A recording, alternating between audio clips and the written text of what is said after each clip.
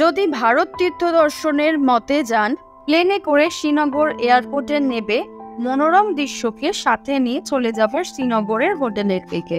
পরের দিন সকালে শিকারা করে দেখে নেব ডাল লেকে অবস্থিত এক অতুলনীয় ভাসমান বাজার।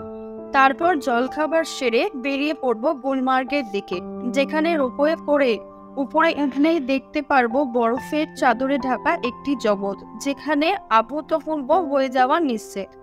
তৃতীয় দিনে আমরা প্রথমে চলে যাব শ্রীনগরের স্থানীয় কিছু দৃশ্য দেখতে। তার মধ্যে থাকবে 3টে মুঘল গার্ডেন এবং হজরত মসজিদ। এইসব দেখা শেষ করে বিকেলে একটু নিজেদের মতো করে শ্রীনগরটাকে ঘুরে দেখব। চতুর্থ দিন, আজকে আমরা অনুভব করতে যাব একটি ভূস্বর্গ, যার নাম সোনমার্গ, যেখানে আমরা অনুভব করব প্রকৃতির একটি আলাদা রূপ এবং মুগ্ধ হয়ে যাব সেখানকার অভিনব পরিবেশ দেখে। সেখান থেকে ফিরে এসে আমরা আবার নিজেদের মতো করে শ্রীনগরটাকে ঘুরে দেখব।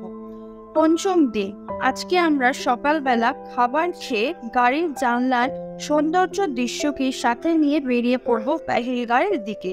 পেহেলগাঁওতে পৌঁছে আমরা আরামদায়ক হোটেলে বিশ্রাম নেব, যা ভারত তীর্থ দর্শন আগে থেকেই আমাদের জন্য ব্যবস্থা করে রেখেছি। সেই দিন বিকালটাতে পেহেলগাঁওয়ের আশেপাশে ঘুরে কাটিয়ে দেব। ষষ্ঠ দিন, আজকে আমরা দেখব পেহেলগাঁওয়ের কিছু জায়গা, যেমন চন্দনবাড়ি, যেটি হলো কাশ্মীরের অবস্থিত একটি মনোরম ও শান্ত প্রকৃতির অঞ্চল। এটি তার সবুজ উপত্যকা, পাহাড় এবং নদীর সৌন্দর্যের জন্য পরিচিত। এর সঙ্গে আরো দেখে নেব ববি হাউস। সপ্তম দিন, আজকে আমাদের এই ভ্রমণ যাত্রার শেষ দিন। আজকে আমরা আমাদের এই সম্পূর্ণ ভ্রমণের সুন্দর মুহূর্তটিকে নিয়ে ফিরে যাব শ্রীনগর এয়ারপোর্টের দিকে, যেখান থেকে আমরা রওনা দেব কলকাতার উদ্দেশ্যে।